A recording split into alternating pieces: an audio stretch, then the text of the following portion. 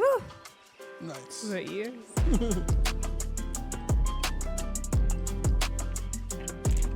Hello, everyone, and Hello. welcome back to the Logging Off podcast. Sorry we missed a week.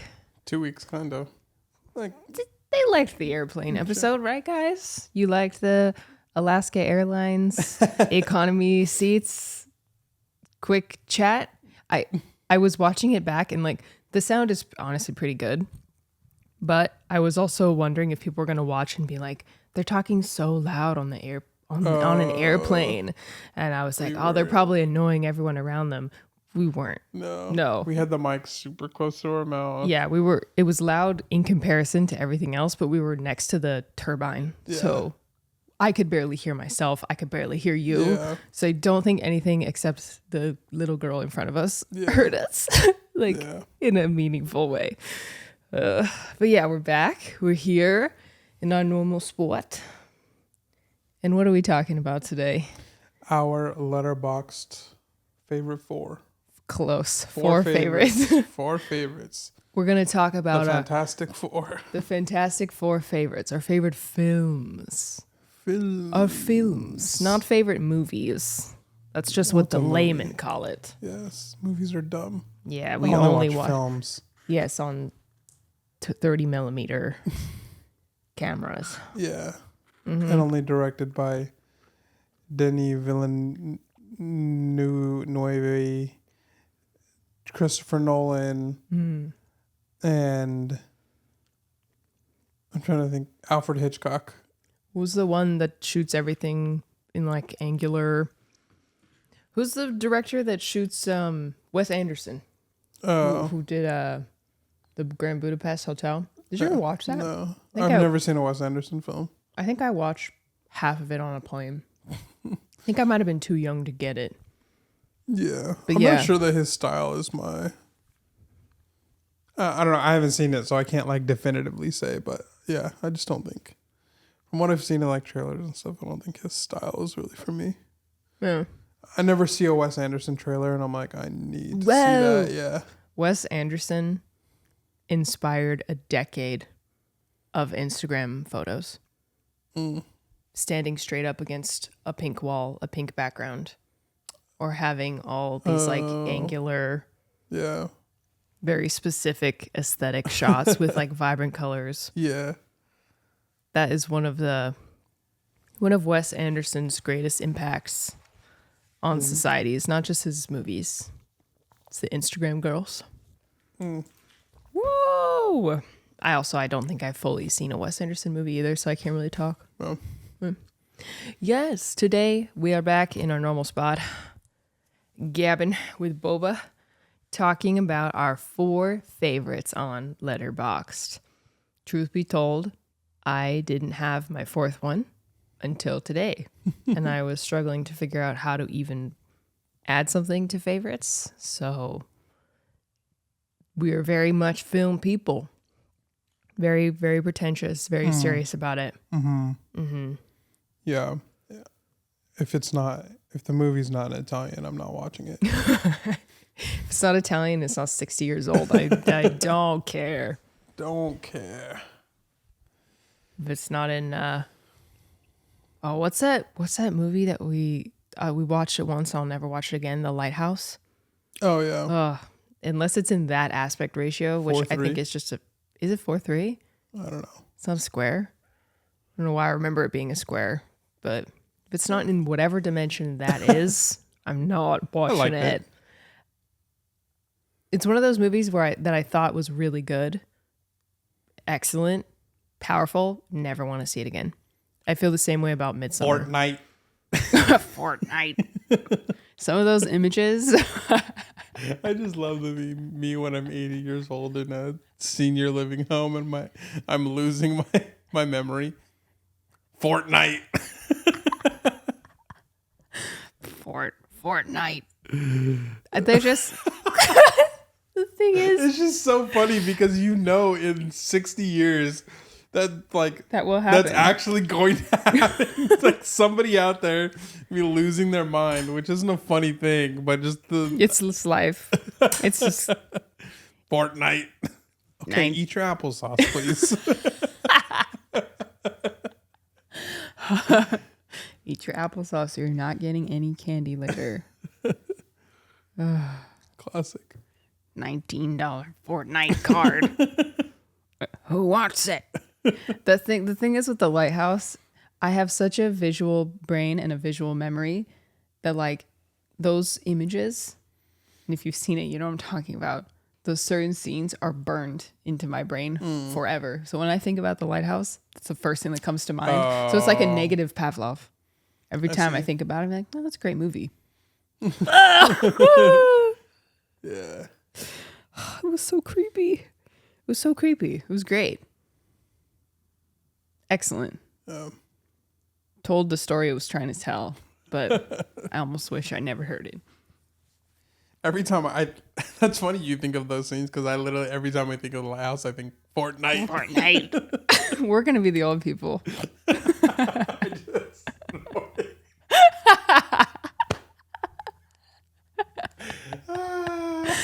We're actually the old people right now. Fortnite. I can't even do it. Safe to say that's not in my 4 favorite. There was a lot of movies that I wanted to put that I considered putting as my 4th, but I don't know. I feel like there are so many movies that I would rate very highly, but I would never watch again. I feel like my 4th, like, I feel like my top 3 are like pretty like solid, and the 4th one flexible. Like, on any given week it could change. Yeah. So I picked a pretty. I picked something unique for my 4th one. Ooh. I don't think. Yeah. So we also guessed each other's favorite 4. I don't think you're gonna get. I think you're gonna get 3. Don't think. I think I'm gonna get. I'm pretty certain I'm solid 100% about 2, but that only really counts as 1 because I heard you say what your first one. But I would have known it anyways, based on your tweets. Yeah, follow me on Twitter. You sit next to me on a plane. Have you seen? But I feel like all of them, you're gonna be like, oh yeah, I could see that. Like, yeah. I'm pretty confident in 2 that I have for you. You'll see. I would say I guess I'm confident in 3, but I'll say 2 for sure. And then when I read one of them, you'll understand why I'm not like fully confident. Okay. But all right, should we start? Yeah. I'll start this time. I think you started last time. Not that I'm keeping score or anything. What are we? Wait, those are mine. I kind of don't have mine in a particular order. Should we start with the 4th first? Should I give my guesses first? All right. Are we gonna go 1, 1, 1, or are we gonna go? No, just go 4, 4. Yeah, I can yap. Yeah, I think that makes sense. And I can listen to you yap. Yeah. Okay. All right. So here are my 4 guesses for Dish's favorite movie, including a 5th honorable mention. I just decided to put it in there. Little Women, Treasure Planet, Fandango, and insert your rotation of Miyazaki right now. My guess would maybe be Howl's, but it could be Ponyo. It could be Spirited Away. It could be the one that you told me about that I've never heard of in my entire life. When I was at San Diego Comic-Con and I asked you what your favorite Miyazaki was, and you were like, right now it's... Oh. Yeah. It was probably The Wind Rises. No, that wasn't it. I can look it up. But anyway, so yeah, Little Women, a Miyazaki film, Treasure Planet, and Fandango. My honorable mention is Prince of Egypt. Oh. Interesting. Okay. Well, yeah. Let me just start then. I'll start with my 4th because this is the one I'm like. Oh, it is The Wind Rises. Yeah, that is what you text me. Okay. Yes, there was many candidates for my 4th. And I feel like most people are probably gonna it's probably the same way. You have 3 that you're like, these are my movies, and then 1 that could change all the time. The 4th that I have in here is Ponyo. Yeah. Ponyo is interesting. It is a Miyazaki film. I feel like people who like Miyazaki films kind of rank them compared to each other as opposed to like compared to movies as a whole. And I think Ponyo, in the scope of Studio Ghibli movies, is not as highly rated. I think because it's like a different, the flow of the story is somewhat different, and it's not as trying to figure out how to explain it without spoiling too much. A lot of the Ghibli movies are very epic, very intense. Sorry, I'm not exactly sure how to explain this. I'm just going to explain why I like it. It's one of those movies that gets better every time I watch it. I appreciated it enough the first time I watched it. It's very beautiful. It's cute. It's kind of like a kid's Little Mermaid-esque love story with like an unlikely friendship, unlikely relationship, I guess, as much as you could say that about like 6-year-olds. And that storyline alone is really, really cute and endearing. But there's so much surrounding it, because the town that they're in it's like a mountain surrounded by water. And through the course of events in the movie, the town gets flooded, and there's a lot of theories about like maybe it actually has a dark story underneath it, and like all the people died. I'm not really sure if that has like stock to it or not. But there's a scene that gets me every single time, where you meet this group of ladies at the beginning. They're elderly. They're in an elderly like home, and they're all in weird wheelchairs. And there's one that's like really lighthearted and sweet, but the other 3 kind of, or especially one of them, has like a really strong chip on their shoulder, and they're so like, just kind of negative about life, which is fair and understandable. But there's the scene after the city floods where you go down. There's like a bubble protection around the old folks' home, and you see these elderly women. They're out of their wheelchairs. They're like running around like little girls, and they're talking like little girls, and they're just like, all their pains are gone, and they're just enjoying being able-bodied, and they're acting just like the little kids are. And I've always found that very touching. And I think that the whole movie it's like, I put it in my 4th, and I think it could be swappable easily. But the reason it's there now is because when I think about it or when I watch it, it just really lifts my spirits. But yes, now that you said Prince of Egypt, I think I would actually switch that for my 4th. Yeah. Man, what an incredible movie. Yeah. Yeah. It's a banger. We should watch it. Yeah, it's been a while since I've seen it. I think it's one of the most translated movies really on Earth. Yeah. It's like an anomaly. There's almost no movie that is like The Prince of Egypt, and is like universally loved across the world. And yeah. Okay. I'm just gonna keep yapping. I mean, we don't have to do it that way. I can go. I don't want to yap for 30 minutes straight. All right. So. Oh, my guess is for you. Oh, yeah. Do your guesses. Okay. My guess is for you. I am confident in 2 of them, and I have 2 honorable mentions. Okay. And I went based on films that you love and enjoy watching. I have, obviously, The Batman. Mm-hmm. I have Across the Spiderverse. I also have Spider-Man No Way Home, but I'm not sure about that one. I have Always Be My Maybe on there. And then my honorable mentions are Crazy Rich Asians and Into the Spiderverse, only because I wasn't sure if you were going to use 2 slots on those movies. Interesting. Which are the 2 you're confident in? Batman and Across the Spider-Verse. Okay.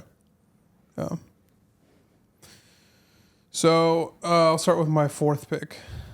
I'll say my 4th and 3rd pick you didn't even mention. So my 4th pick is actually Paterson. Oh. Yeah. So I think if this was a top 5 list, I think never mind. I almost spoiled something. So yeah, so Paterson, it's an Adam Driver movie. It's a really quiet film. Like, you just kind of follow the life of this dude named Paterson, and at first glance, like, he just seems like a kind of boring guy. He's a poet. Was he married or were they dating? I think they were married. He's a bus driver. Married, he was a bus driver.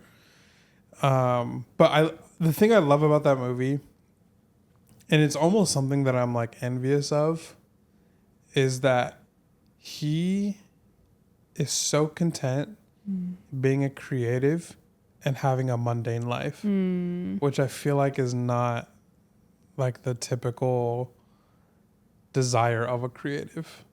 But the fact that he does his, mundane job and like is a bus driver and still pursues like his creative outlet and the thing that he loves, I think that is so. I think it's powerful, and I think it's just something that like I can learn and other people could learn. It's just like it's okay to like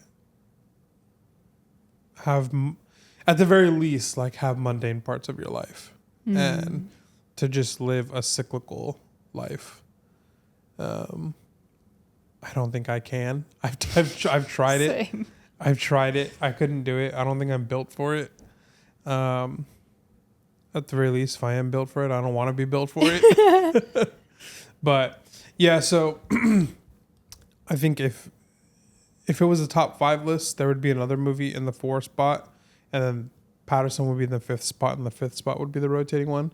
But because this is a top 4, I have to pick 3, and then I have to have like a flex 4th spot. So yeah, Paterson. I just love Adam Driver too. Like, if Adam Driver's in the movie, like I can, like I'll watch it. Same. So yeah, also there's just some like things in the movies that he does that I just like. There's a scene where he like pulls his, like he like sets his clothes up for the next day, like at night. And I just love like the thoughtfulness of like, because I mean, if you're, if you're married or live with the person that you're with, you like in the morning you're like super thoughtful about the way that you're like moving around the room, and you're not trying to be too loud, assuming you're like the first one that woke up. And so I think him just like setting out his clothes is just like a small romantic gesture of like every morning he wakes up before her. And every morning he's choosing not to be loud. Of like opening the dresser to get his clothes out, and yeah. Also just love the small moments out of his like work day that he takes to just write poetry. When he's like on the bus and he writes some pieces. So yeah, I think it's a pretty underrated movie. I think it's easy to watch it and say like this is boring, like this dude's life is nothing. But that's kind of the point. But there's more to that point. So, yeah. Paterson. That's a great pick. Yeah, I kind of forgot about that movie. It's not an epic story. It's very quiet. It's sweet. And I also, I agree with everything you said, but I also just love movies that emphasize marriage, not just the people getting together. Like everyone loves a good, meet, fall in love, meet, tension, fall in love story, and like the story ends. I think it's cool to have movies that don't end when the couple gets together. Yeah. Or end and have like a little epilogue of, oh yay, they got married and blah blah blah. I think that's fine, but it was a breath of fresh air to see a movie that started with a couple who was married and ended with a couple that's married. Yeah. It's also like he's also like a counter to her, and you could also see it as like he like keeps his mundane life and his job as a bus driver instead of like giving himself fully to his poetry so that she can be creative and do what like she wants to do, because she was like what, like an Etsy type. She crazy. Yeah. She's crazy for sure. Painting the house. Yeah. And he just like, yeah, there's just so much like joy in him giving her that type of freedom. Yeah. To just like, yeah, be your creative self, do all the endeavors you want to do, and I'll do this. Yeah. Yeah. And the creative, his creativity infuses so much meaning into his everyday life too. Yeah. And that's the reality for most people. You find moments to be creative or to look at things in like an artful way instead of just that, like that's almost like a uplifting from the monotony. Yeah. And finding meaning in the monotony. Yeah. That's Yeah, life. if you're a true creative, then you will accomplish those creative tasks. Yeah. Even when your life isn't built around being creative. Yeah. Arguably more so. Yeah. Because you feel the need for it more. True. Great pick. Thank you. Totally forgot about it. All right. Now, what order to talk about these? Let's see. Let's talk about a movie that you know this time. You were right. Obviously, Fandango is in my 4 favorites. Fandango is a movie that not a lot of people know. It's quite underrated. I did talk about it briefly in our music episode because there was a song from this movie that I really love.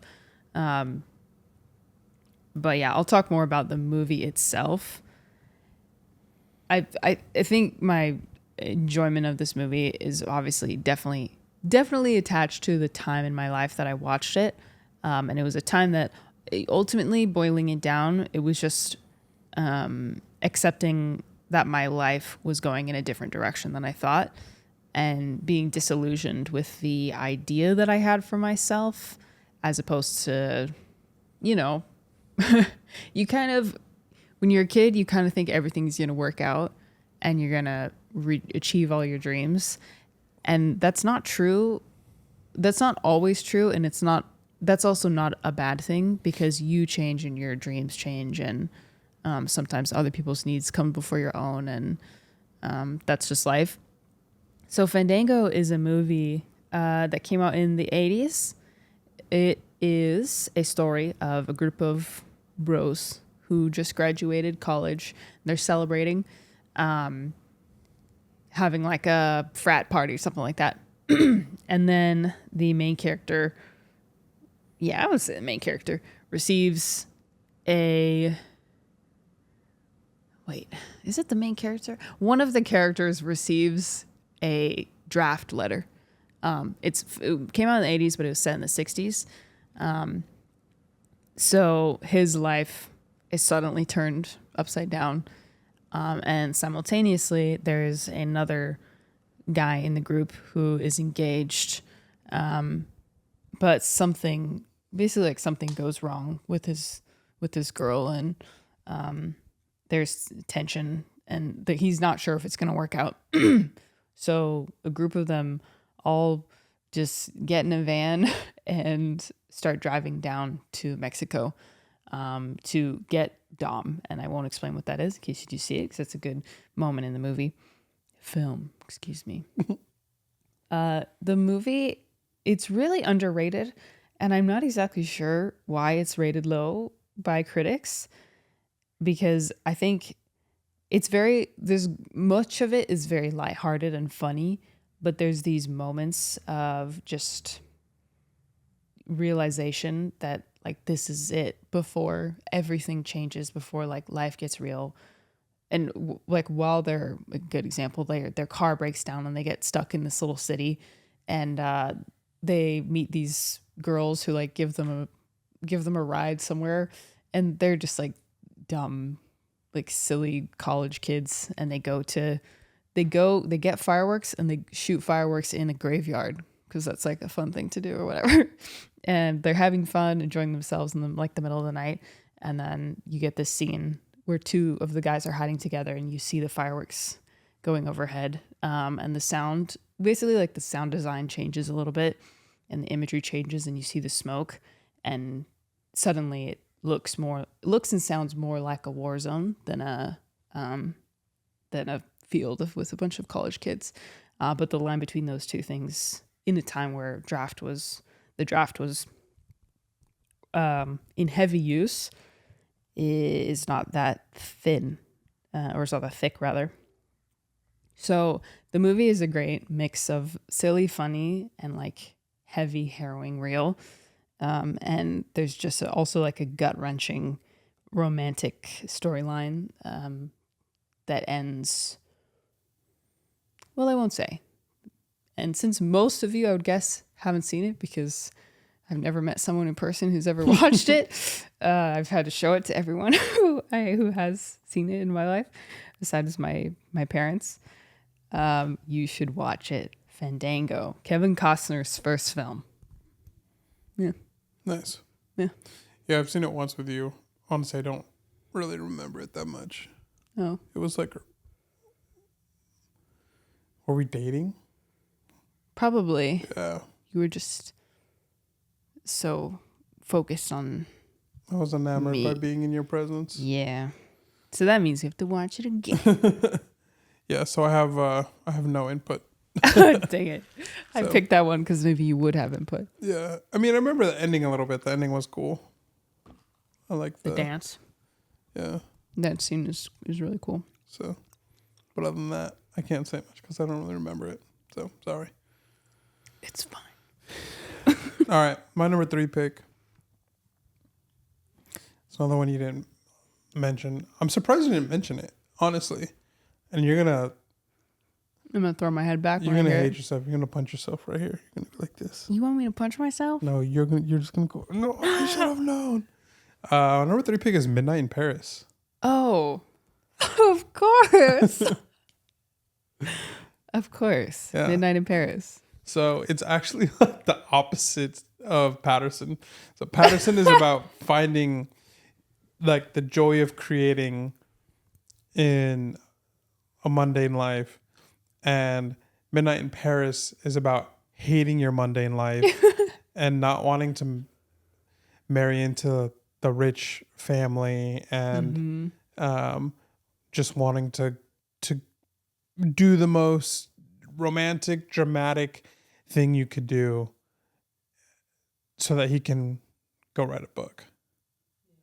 And so, yeah, I just like, I love that specific era of writing, just Hemingway and Fitzgerald, T.S. Eliot, and it's just exactly what the movie is it Luke Wilson or no Owen Wilson? Jumping spider! Stop! I got it. Jumping spiders are nice, but not on my couch. Spiders. So yeah, I just love all those writers, and the movie takes place in 1920s Paris, where all those writers were hanging out at the time and being creatives together, and Crazy. yeah, basically, if you haven't seen the movie, I think you should definitely watch it. But Owen Wilson's character, is that right? Owen Wilson is okay. right. Man, I just feel like it's his brother's name. But anyways, Owen Wilson's in Paris, he's engaged to Rachel McAdams, her character. And he's there with her family, and she's like this pretentious, rich woman. Snotty. Yeah, the family's snotty. And he's just kind of like going along for the ride, really. And basically, after a sequence of events, he finds himself strolling around Paris at midnight and ends up finding himself like Back in time. yeah, it's like a wormhole. Yeah. But it's not actually anything physical that he like time travels No. through.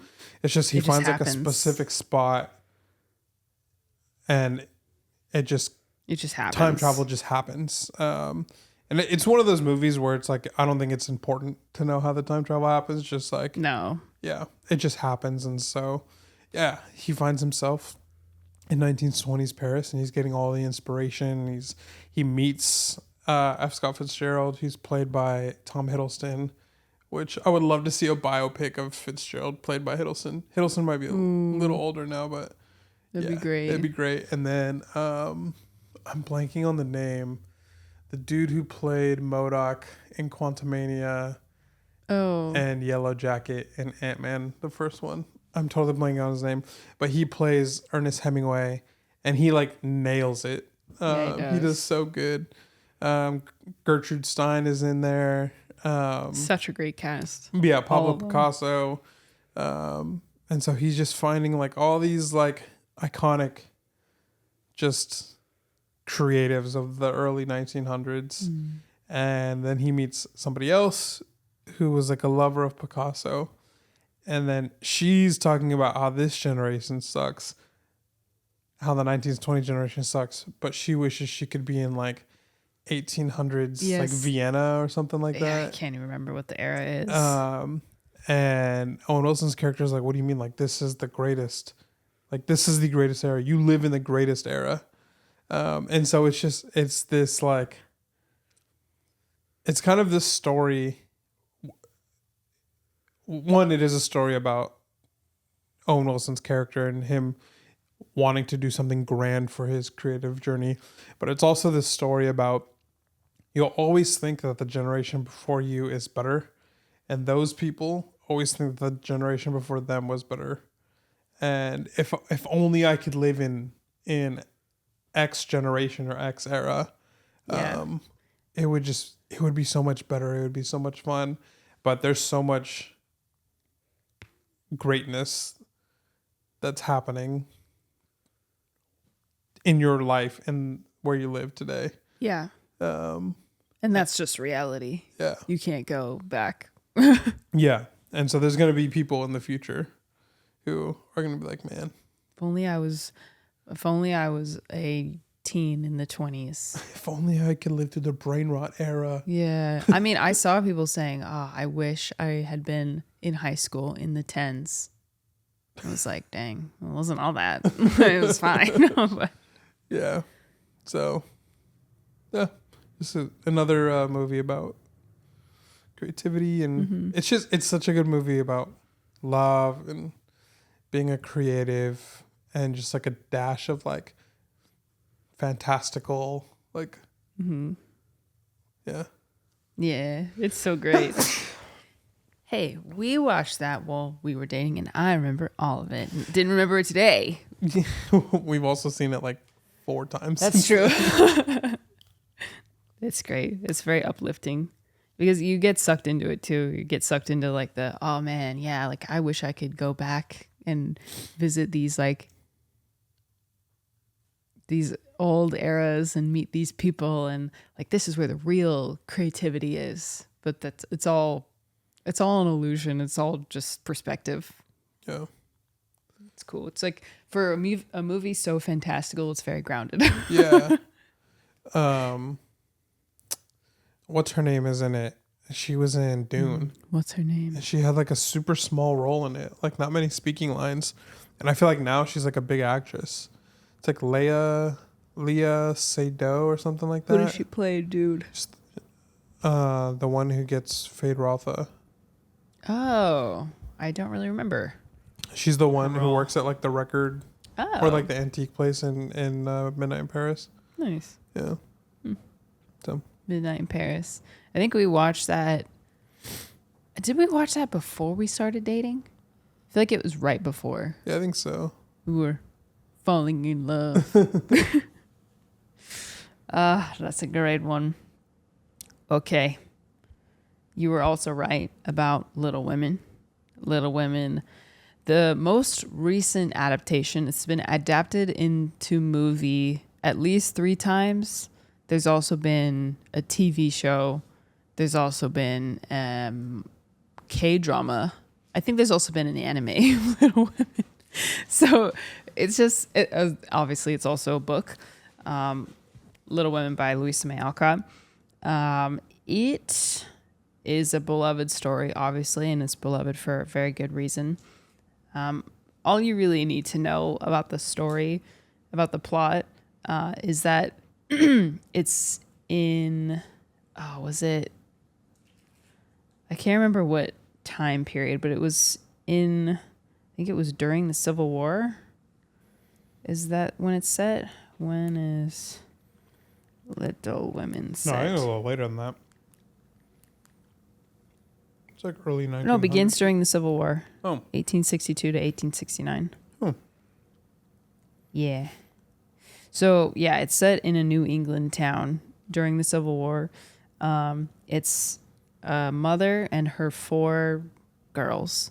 Their dad is serving in the military. So Saul Goodman. Saul Goodman plays him in the newest adaptation. What's his actual name? I forgot. I'm totally blanking. He's so on it right Saul, but he's played so many roles. now. Yeah, all 4 girls are quite different. We have the eldest sister who wants to be married, wants to be loved, also deeply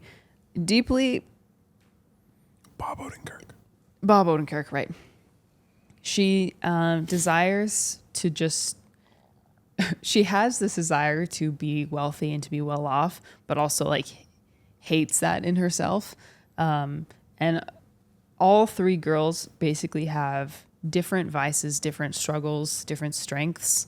And I would say the main character, Jo March,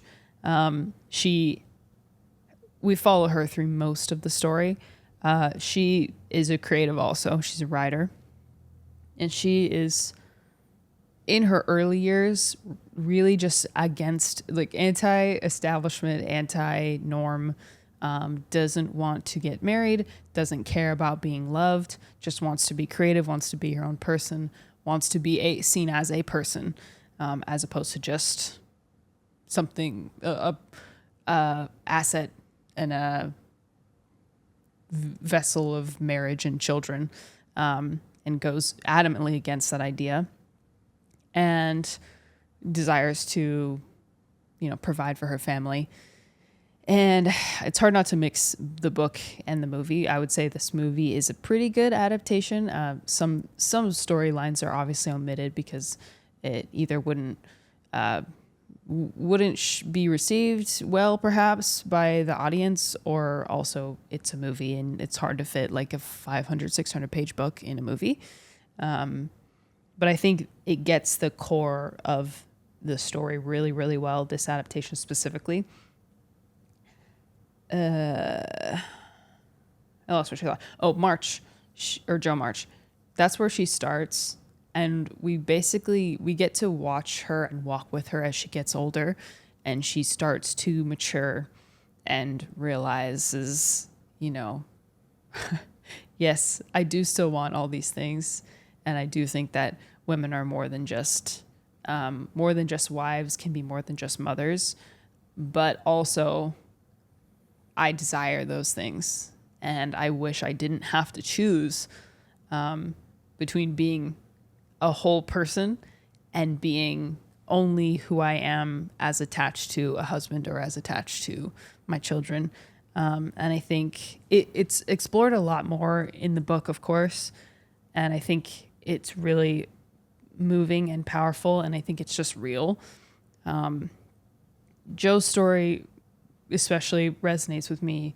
But each of the sisters has just a really powerful arc that I think every young woman should read Little Women. But at very least, you can watch the movie. Great cast. Great cast, great music, beautiful costume design. Yeah. It's just fantastic. I actually like that movie. I give that movie 5 stars on Letterboxd. Let's go. That's based. I know you're going to talk about Timothee Chalamet. This ain't even about Timothee Chalamet. He's a side character. I know, but the Timothee Chalamet for me, I don't know if this makes sense to anybody, but I feel like when I watch a movie with Timothee Chalamet, I can tell that he's acting. Like you can't get immersed. No.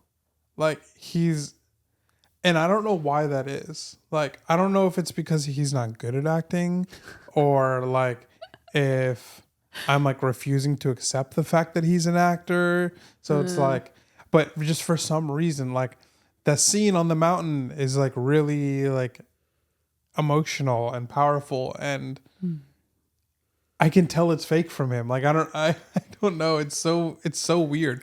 I will say though that in Dune 2, his turn, I remember sitting in the theater, and when he's like in the cave with everybody after he drank the blue Gatorade,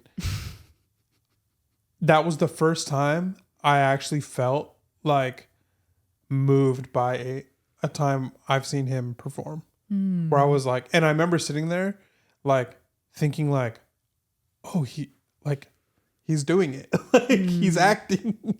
Interesting. Yeah. What else have you seen him in? I'm curious. You haven't seen The King. That was the first thing I saw him in, I'm pretty sure. Yeah, I don't know. You've seen Little Women. You've seen Dune 1, Dune 2, or Part 2. I want to say there's at least one other thing. Probably. Yeah, Little Women is interesting. I can definitely see it. I don't feel that way personally. And I actually think he's a better Laurie than the first film. Christian Bale, which is a lot. That's a lot to say, but I think he's closer. I think this version is closer to book Laurie. Yeah. But anyway. Maybe I do need to watch more Timothee Chalamet movies. I've been trying to get him to watch The King. Yeah. It's great. And it has Robert Pattinson in it. My boo. Just watch it for Robert. But yeah, so that's why I'm like scared to see him play Bob Dylan. It's because I'm like, if I can tell that you're acting, I'm not gonna like the movie, and I want to like the movie. That's so interesting. So, yeah, I think the cadence is really fast in Little Women. Like a lot of the characters, I think I do see it. Like, I think the idea is that he's supposed to be quick-witted, and he, like, when he's going back and forth, especially with Amy, when he's like, she's angry with him for showing up drunk at the party, they go back and forth very quickly.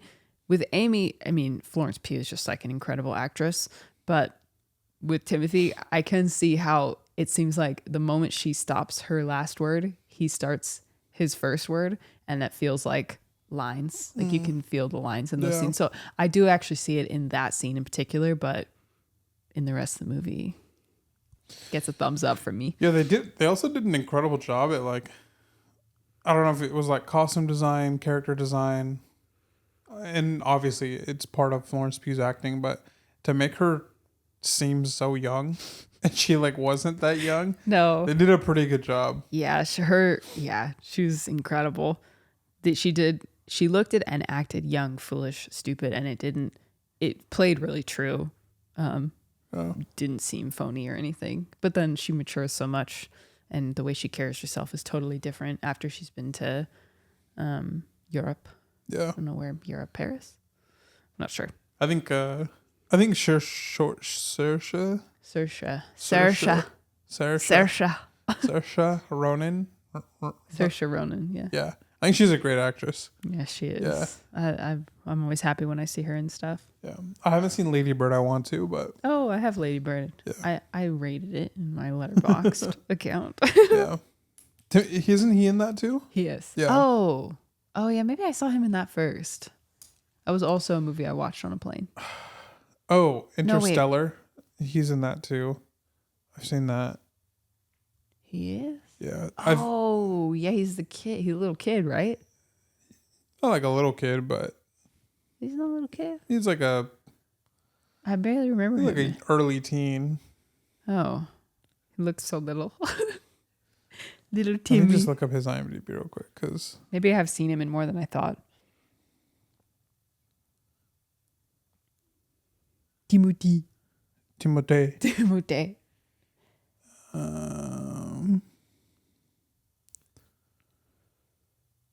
Oh, he did The King and Little Women back to back. It's fire. Oh, I do want to see this movie though, A Rainy Day in New York. He's in that. I don't know about it. It's kind of it's a Woody Allen movie and he also did Midnight in Paris. Oh. So it's like same vibes. He plays a character named Gatsby. Oh, interesting.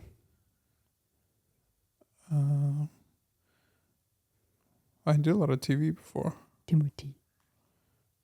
Yeah. Timothée. Oh, Interstellar was his first movie. Oh, cute. Dang. What a banger first movie. Starred in 36 films. Wow, it shows you the percentage of how much of the actors' movies have you seen. Oh, wow. So, anyways, yeah. Yeah, great movie. I gave it 5 stars. This makes me want to watch it right now. Pause the podcast. We're going to watch it. All right. My number 2 film, right? That's where we're at, number 2. Yes. My number 2 film is a film that you mentioned, but it was an honorable mention. Crazy Rich Asians. Yeah. Crazy Rich Asians. I don't... This one and Always Be My Maybe, I could watch at any time. But I think I like Crazy Rich Asians more. This feels so good, that movie. It's just like when you just need to feel happy, like just watch Crazy Rich Asians. True. And I mean, there's obviously like some emotion to it because you can't really have like 100% happy. Is he snoring? I can't hear it from here. He is.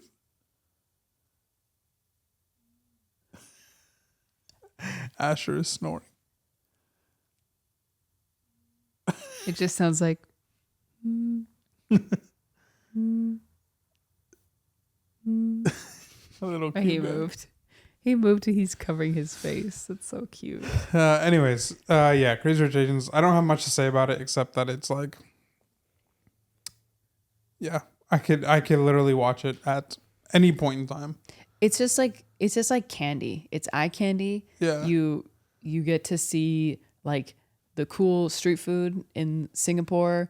There's like the fancy flight and the vacation and the rich and the opulence and it's so island. colorful and that flower. Like there's no scene in that movie that I think about that doesn't bring me joy in some way. Yeah. Either it's like really interesting, tense conversations like the dumpling scene, like every part of that movie, except maybe the part where she's like, sad in her room.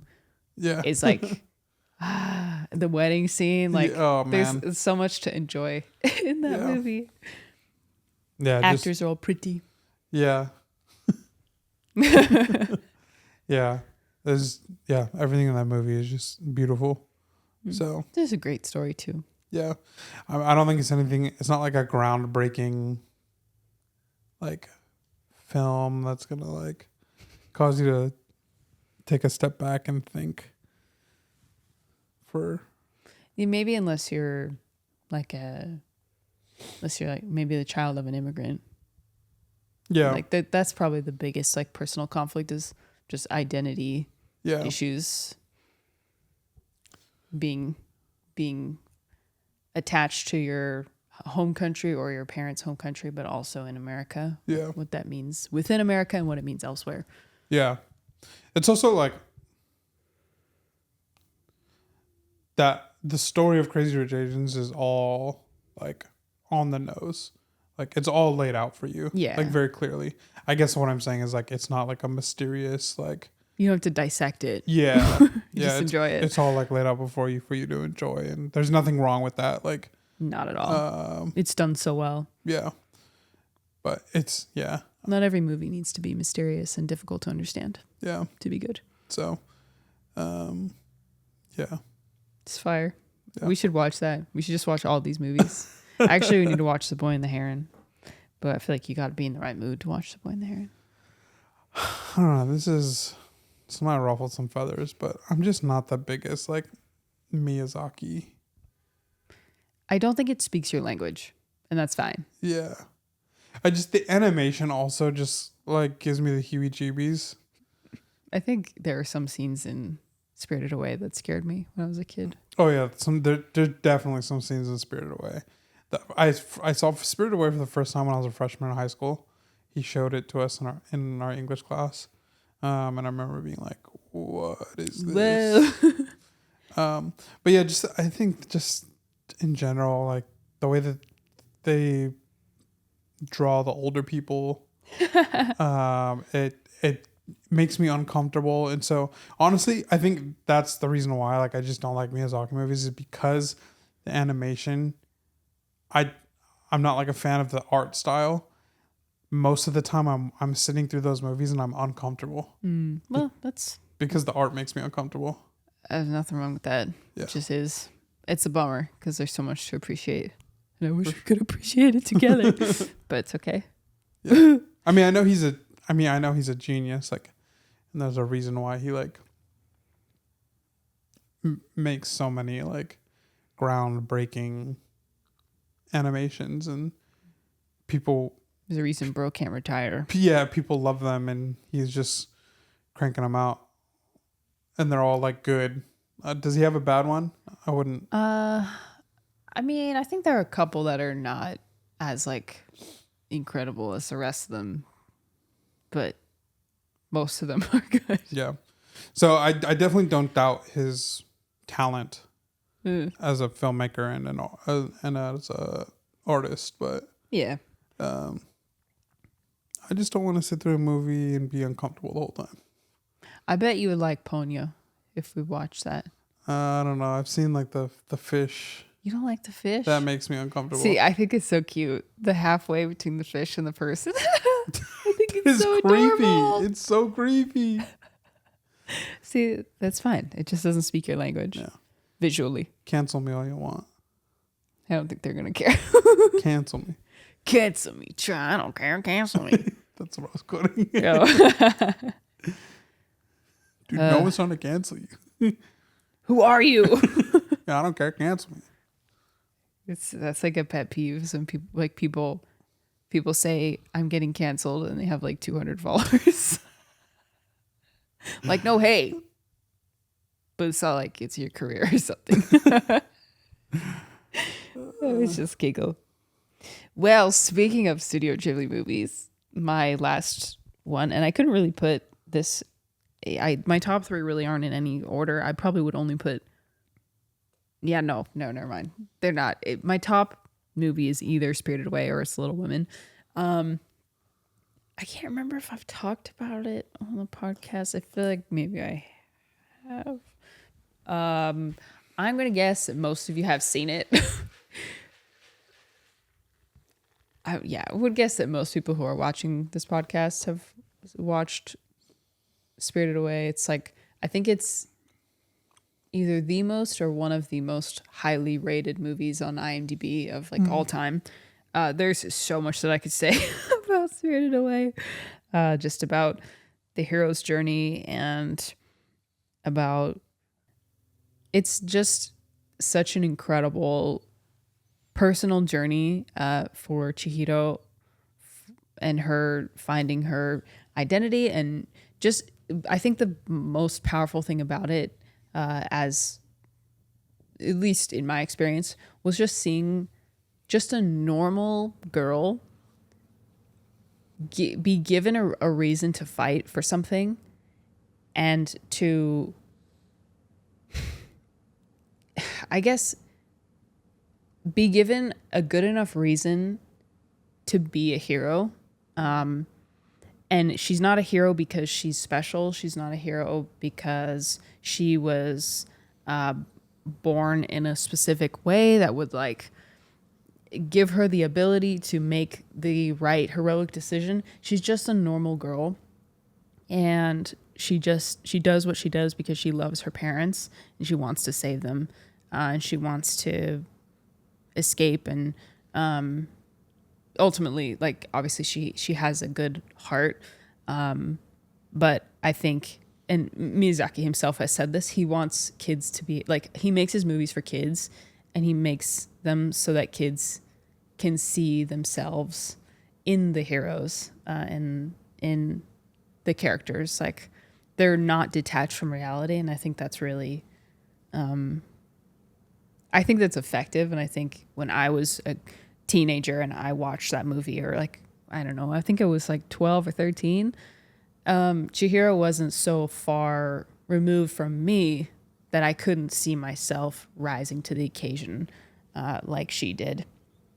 So that is one thing out of, I wrote my senior thesis on Spirited Away. It was, I probably have like 40 or 50 pages written about this movie in particular. I won't bore you with all that. I'll just leave it at the core reason of why I think the movie is so great. Yeah, the movie is good. I remember watching it in the English class. That might have been the first anime I've ever seen. Well, no, because I've seen like Dragon Ball Z and Classic. Naruto growing up, but yeah, I don't remember why we watched that in English class. English class. Yeah, I don't know either. my eye is like crazy itchy right now. I don't know. Because it's not even in English. What Yeah. would be the reason to watch it in English class? Yeah, I mean, it could have been like a storytelling thing. Yeah, I don't remember why we watched it, but I just remember like the first thing essentially the first memory I have of that movie is the parents eating, and Horrifying. it is horrifying. And then the old lady, the witch, or Yubaba. yeah, Yeah. Yubaba, and those two things, nightmare fuel. There is absolutely very creepy imagery in Spirited Away for the purpose of raising the stakes and making the viewer realize how significant of a situation she's in. It's the same reason I can't watch Snow White. The old Snow witch White. Oh. creeps me out. Huh. Interesting. Yeah, You seem to have a sensitivity to these, like, animation. yeah, like uncanny. Maybe it's like an uncanny valley reaction. Yeah, trying to think of other like. I know there's a couple Disney animations that like. It's tough to watch. What about, did you dislike the Polar Express? Oh, I never saw it. But you yeah, never saw I it? don't. I'd be curious. The uncanny, yeah. And maybe you just have like a really strong sensitivity to uncanny valley, Yeah, maybe. because everything you've described has been like in that scope. Yeah. Huh.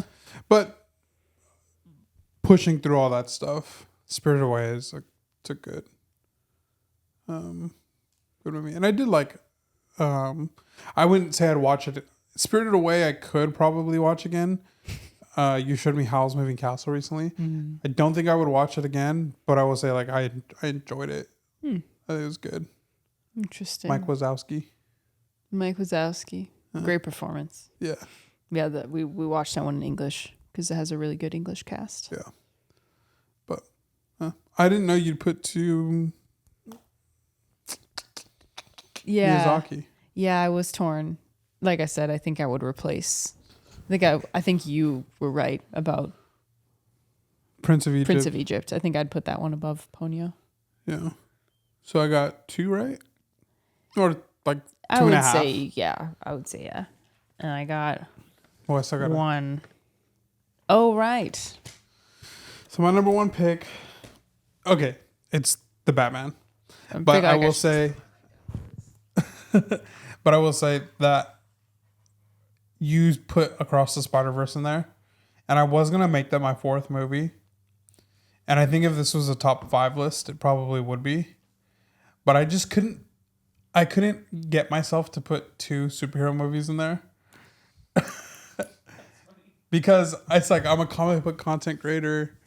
Like I make content around this stuff.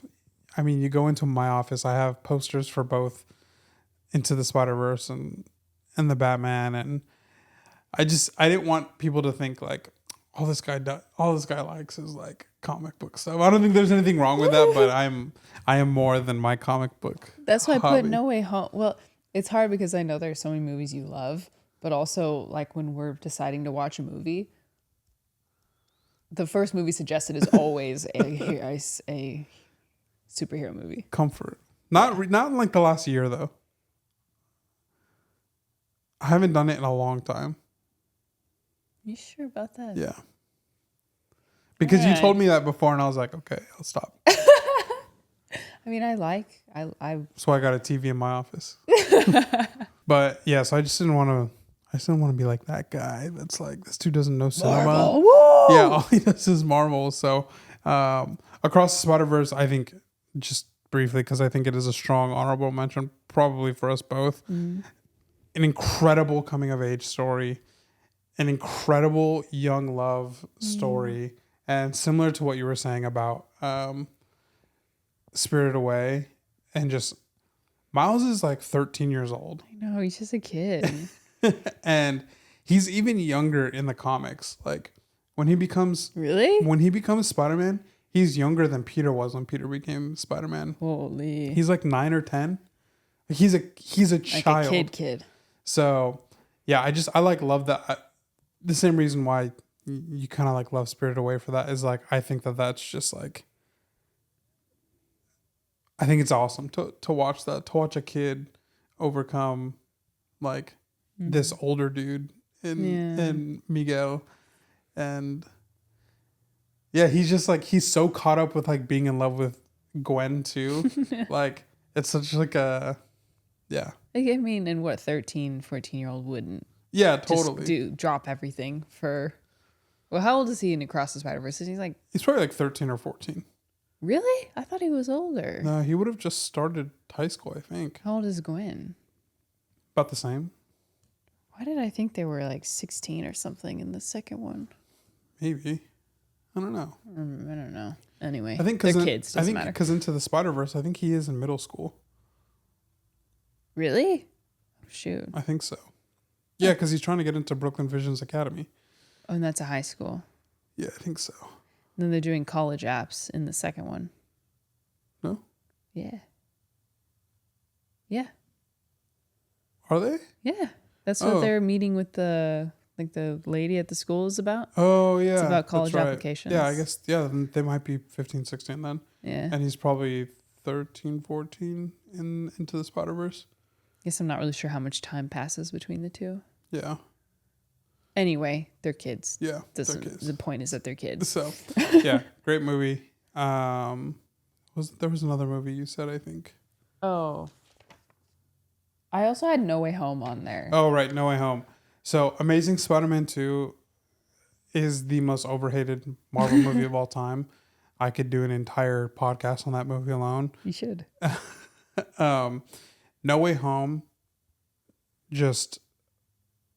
No Way Home is good overall, but the moment when Andrew's Peter saves MJ and he starts crying and MJ like asks him like, are you okay? Like that whole moment is just so beautiful. And like this is where I will get gatekeepy, because it's like everybody hated on Amazing Spider-Man 2 for so long and I never ever hated on it. And then like that moment comes around and everybody's like, oh, what a great moment. Like, no, shut up. All of you guys hated that movie for so long. I know. And I love this movie from the beginning. So there's other people out there This is not for you. who also love the movie. But yeah, Yeah, that is absolutely either that. I think that's the emotional high point of the movie. Yeah. If not that, then it's when all three spiders get together and they're trying to, or when Andrew and Toby are talking to Peter. Yeah, I was sobbing when Yeah. he caught MJ the first time we saw it, and the second time we saw it too. And I when- get teary-eyed every time we watch it. And when Andrew is talking about what happened to him or what he did after that happened, and I mean Andrew Garfield's just like an incredible actor. He's the GOAT. His delivery is so good. His facial expressions are incredible. He just becomes whoever he plays. Yeah, I'm not ready to watch that movie with him and Florence Pugh. Oh, I heard people were like sobbing in the theater, like gasping for air. Yeah. I don't know about it. I don't know about it. So, anyways, the Batman. The Batman. The funny thing is, we've been like teasing. I actually do think that there is a difference between movie and film. Sure. And this is a movie that I would say is a film. It's film. Like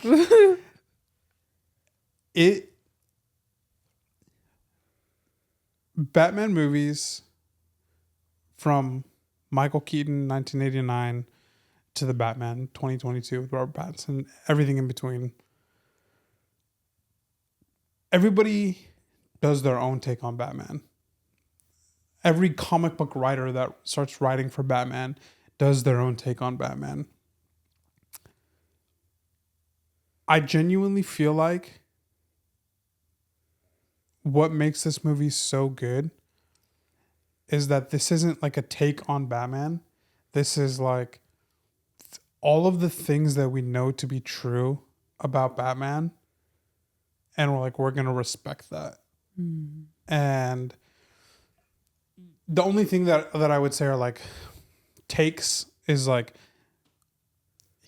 they're putting him in like a modern day, so he listens to Nirvana and like, but those are like film. Something in the way. But those are like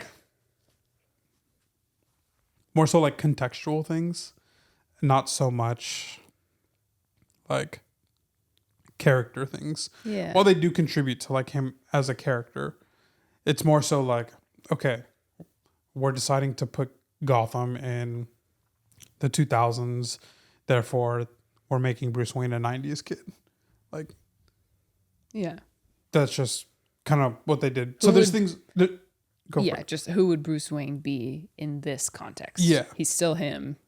Yeah. It's just But I feel like when with like other movies is they'll take one thing about Batman and or Bruce Wayne and they will like full send it on that.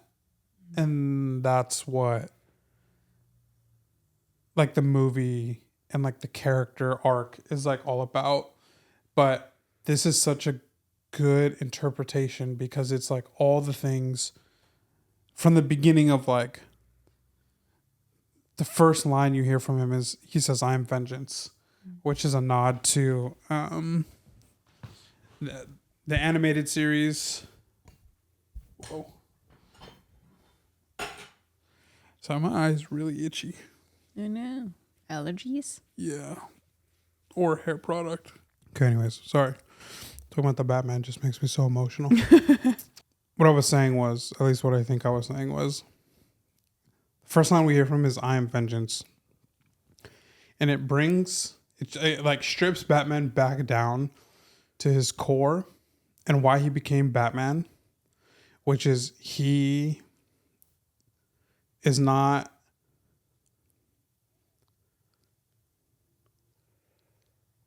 resolved the emotions of losing his parents. And so he's taking it out on Gotham. And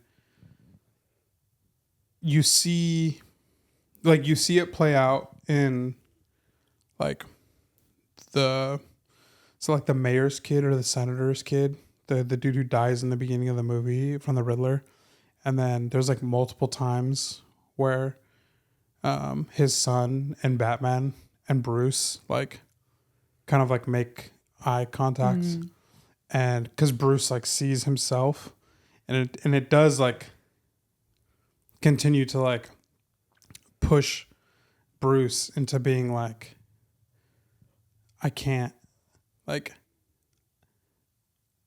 this happen to anybody else. And so I just love that it brings him back to that.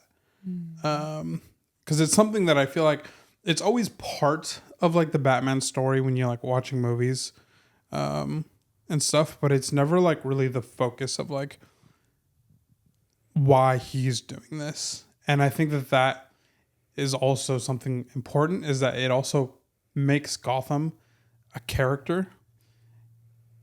And Gotham is probably like the most important character or villain in Batman lore.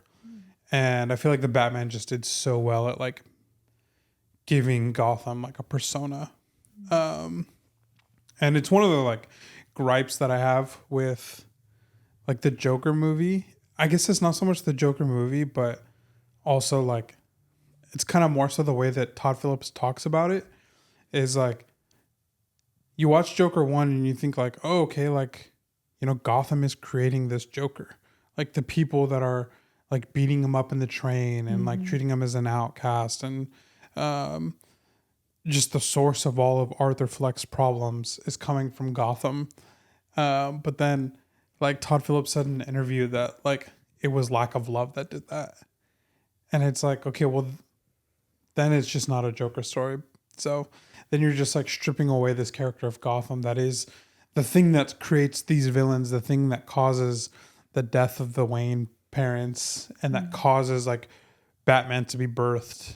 Like you're taking the most important thing away that causes all of these like things to happen. So anyway, I love that like the Batman just kind of like brings that back in, that Gotham is more so than any other Batman movie, I think, even just visually is so, what's the word I'm looking for here? Encapsulating. Like in the Dark Knight movies, are like grounded, but like set in like a very strong reality. So it's like it was filmed in Chicago, I think. And so the city of Gotham is like bright and sunny, and it looks like, you know, like any metropolitan city that like you go to. The Batman from the 1989 movie, it just is way too cartoonish. Like it doesn't look like an actual city, which is fine. And like that movie's like awesome, but it gives you a very like fictional like setting. Sure. They filmed this in the Batman in London and some other places, but I feel like in London with just the architecture, you get that very grunge like feel. And so very lived in. Yeah, so the Batman just did such a good job at making Gotham like a place that looks like it would actually exist in our world.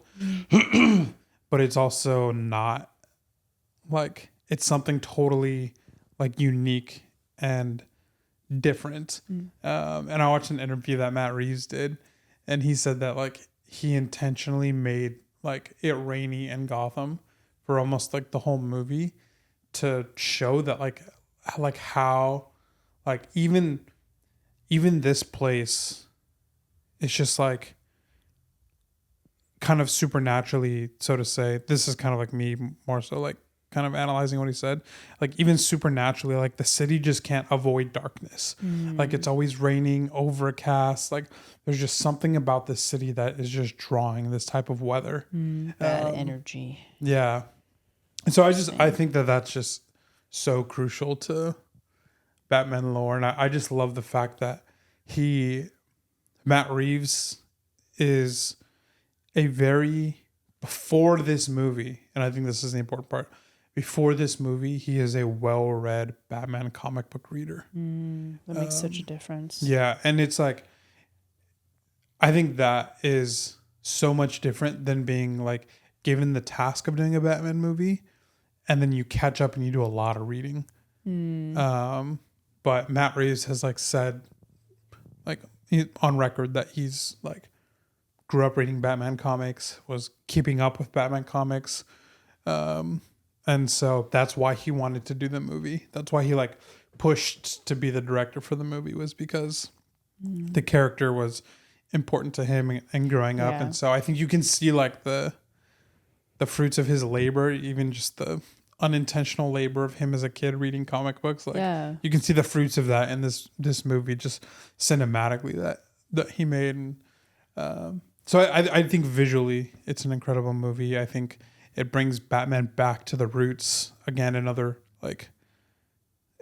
thing that only a longtime Batman reader would like really care about is he is who he is because of his parents' death. And his parents' death isn't just something that you make note of for the sake of like, this is his origin story. So like, you know, is it Batman vs Superman, where like the intro montage is his parents dying, and then it's kind of like whatever for the rest of the movie. And then it comes back with the whole Martha scene and him and Superman, because both of their parents are coincidentally named Martha. So, and that's just like, you know, that's just like it's supposed to be in that movie, like a shock value type thing. But in this movie, it's like, it's the thing. It is presented clear before you that this is the thing that created the protagonist that we're following. On top of that, every actor in that movie killed it. From Robert Pattinson, Zoe Kravitz, Colin Farrell. Yeah. Oh my gosh. Paul Dano. By the way, Paul Dano wrote a prequel comic series to the movie. It's like 5 or 6 issues. It's just called The Riddler. He wrote it, and it is an origin story, like to that universe specific Riddler and his life before he decided to become the Riddler. And it's really interesting. And it's done really, really well, in my opinion. It was probably my top read of like 2022, 2023. It like kind of overlapped, but yeah. And then the actor who plays Falcone, he's a typically like a comedy actor. Oh. Yeah. I don't know that. And he just like does so well. And Andy Serkis as Alfred is cool because they're going the routes of they mentioned in the movie if he was in the service, like the Secret Service. And so that was like, it's something a little bit newer in comics, that Alfred wasn't just a butler, but he was like this crazy secret spy agent with this whole other life before he became a butler. So The Dark Knight is an incredible film, but I'm not a big fan of Christian Bale as Batman. I think he plays the playboy Bruce Wayne really well, but I just can't stand the voice. What is he? And I think Batman Begins and Dark Knight Rises are okay. I think I give him like 3 stars on Letterboxd and 5 stars to The Dark Knight. But I think Heath Ledger as the Joker just like carries that movie. Absolutely. He's the shining star. Yeah. I'm super excited to see Barry Keoghan as the Joker. Yeah. It'd be really interesting to see that take, because he's proved himself to be like a crazy actor. Yeah, he's capable. That's for sure. So I loved him in what's it called? The Irish movie? Yeah. I love Banshees of Inisherin. When he asked the girl at the end to marry him. Yeah. That scene was kind of gut-wrenching, though. Yeah. That's all he ever wanted. Yeah. Oh, man. Barry. But at least he didn't cremate. I think he did cremate. Oh, yeah. He cremated. Yeah, that's right. That's why it's sad. I rewrote another ending in my head. In Too sad. my head canon. To be fair, yeah, your head canon. To be fair, we watched it in a hotel that had a horrible TV. Yeah. So like we could barely see it. So maybe you just didn't see it. The So Batman. yeah, Batman. great. Often I will walk by and see and hear the movie on his TV in his office. Something in the way. Yeah, it's always great when someone who has long-term love for a character or for a story has control over, because it is different. It is different than someone like coming in and investing as much as they can right before, because one, you don't have enough time to let it truly marinate. And though it can be done, I would guess that a lot of people, a lot of like directors and writers who do that will study it and be like, okay, here are the things that I like, and here's what I'm going to take out of this, and don't really have like a long-term, slowly built respect for the story and for the people who created the story. I would guess the same thing. I should look into it, but I would guess that Greta Gerwig has had a love for Little Women for a long time, and that's why she was fairly close to the source material. And that's why I think that movie will stand up as one of the best, or the best, or one of the best adaptations. And I think the Batman's it'll be the same. Yeah. I remember when it came out, a lot of people were like mad that he wasn't like the Playboy Bruce Wayne. Have we not seen enough of the Playboy Bruce Wayne? And I'm sure we'll get it in the next one. And it was also like, this is a Batman year 2. He's in his second year of being Batman. Right. Give him some time. And you like, he doesn't care. By the end of the movie, it's definitely implied that he's learning that he has to engage with the Bruce Wayne side of him. Yeah. But he has to like confront all of that trauma, because he like hasn't confronted the trauma of being a Wayne because he lives in the Batman suit. Right. And he's dirty, he's tired, like who wouldn't be put in that situation? Right. And like his confrontation to his trauma is, I have to go into the suit and make it right. Yeah. But there's not enough fighting he can do to make it right. So once he kind of confronts that, which I think you kind of see at the end, especially in the end when he's like saving everybody. Yeah. That's not vengeance at that point. That's him being a hero. Right. Because it's less him like punching bad guys and him realizing that the city, not himself, the city needs something else. And so I think naturally stories have arcs and people grow. And so I think that Robert Pattinson's Bruce Wayne will learn to be the playboy that Bruce Wayne is, and all the playboy is just a persona. Like I'm reading the current Batman run written by Chip Zdarsky, and every time he puts on the Bruce Wayne charm, it's literally just for the public. And as soon as like he closes the door or like whatever it is, his mind immediately goes into like Batman. And so it's something that he will have to learn.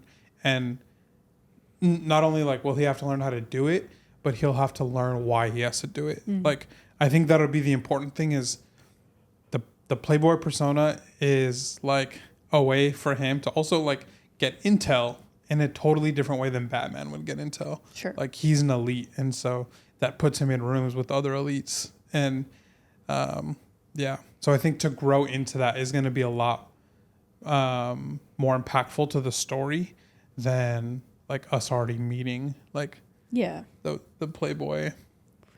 There kind of would be no need for the first movie if he was already if he was already fully capable of being all the things that Batman eventually is. Yeah. And Bruce Wayne eventually is. Yeah. So I think definitely at the end of the Batman, you see steps towards him. He's not going to be vengeance anymore. Like, he is going to come to terms with his parents' death in a healthy way. Yeah. And then he's going to become the Batman. He also doesn't drop everything for Catwoman either. No. That's a step in that direction too. Yeah. So. Lil. Yeah, I'm interested to see what they do with the Catwoman, because they introduce her so early on, which isn't something they've done in the past movies. And there's been a lot more story. Just a few years ago, they were supposed to get married, and in the comics, and Batman leaves her at the altar. Wow. And so they have like a really on and off unhealthy relationship. I'm sure she'll be back. So yeah, she'll be back. I'm certain of it. It'll just be interesting to see how their relationship over the course of a trilogy, I'm assuming. And I could take 20 of those movies.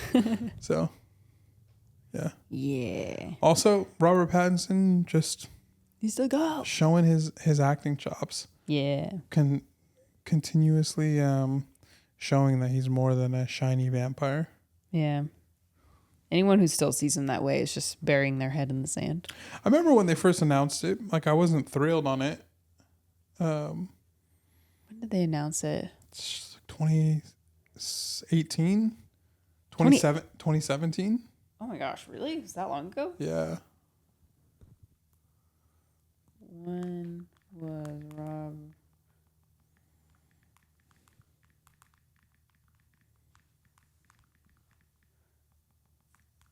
Because I remember I think I'd already seen The King. May 2019. Oh. The King. Came out in 2019. The announcement was in 2019. No, The King came out in 2019. Oh, The King came out in 2019. Yeah, I'm pretty sure because I watched it. I think I watched it as soon as it came out on Netflix. So I had already, that was my awakening, realizing that, oh, Robert Pattinson has chops. He can be a lot. He was unrecognizable Yeah. in his performance in The King. So I had no doubt that he could play Batman.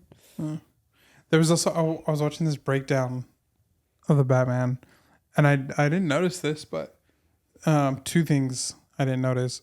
First one is Catwoman uses different like terms of endearment for people in the movie, but she uses the word baby for people that she actually loves.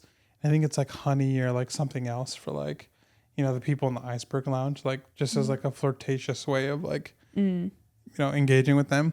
But then Annika, her friend. she calls her baby. And then at the end of the movie, she calls Bruce baby. Really? Yeah, when they're on the rooftop or like by the bat signal, she calls him baby. Nice. So it was just by language was just like a showing of a relationship that is evolved. And the other thing was in that 5-minute Joker interrogation scene that they released after the movie. I don't know. This is just again a year two Batman, so not as smart as he will be. But he hands the papers, like the folders and files on the Riddler under the thing, and there's paper clips on the thing. Oh. But Joker's handcuffed, and so he's like looking through it, and then when it comes back, one of the paper clips is missing. Oh my gosh. So. Oh, Batman. Oh, Bruce. Oh, Brosy. Oh, Barossi. So. That's funny. Yeah. The Batman. Absolute cinema. Absolute cinema. And you know those like Venice Film Festival, like this movie got a 12-minute standing ovation. Yeah. And then the people are making the memes of like, X movie just got a 50-minute standing ovation from me in my living room. That's me with the Batman. The Batman just got an hour and a half long standing ovation from me in my office. Can my standing ovation last longer than the runtime of the Batman movie? Also, Film. a 3-hour movie that just does not feel like a 3-hour movie. True. Just it does not waste a moment of your time. Just like Lord of the Rings. True. Absolutely. We haven't watched Lord of the Rings in forever. I would love to watch Less than a year ago. Really? Yeah. Too long. My family used to watch the Lord of the Rings trilogies every New Year's. It was great. We watched them all day. Okay, I think that's it. Those are our Letterboxd 4 favorites.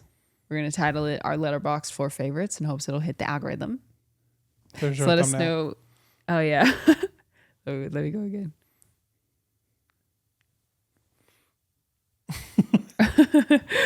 So let us know what your 4 favorites are. And if you have any questions, any commentary, any requests for future episodes, let us know. Otherwise, we'll just keep talking about our favorite things forever. Yep. What else is the podcast for? The next episode is our TV show. Oh, yeah, TV shows. Yeah. And then after that, we'll go into whatever else. Yeah, I mean, I don't know. We haven't really talked about if we're going to do seasons. Like if we're going to do, 10 or 15 episodes and then take a break. But if this ends up being a season, this will be like the get to know us season. Yeah. Truing. Okay, chat. Thanks for watching. Thank you. We'll see you next week back here. I'm going to be talking about TV shows. Thanks for watching. Bye-bye. Like and subscribe. Bye. Bye. Cheers.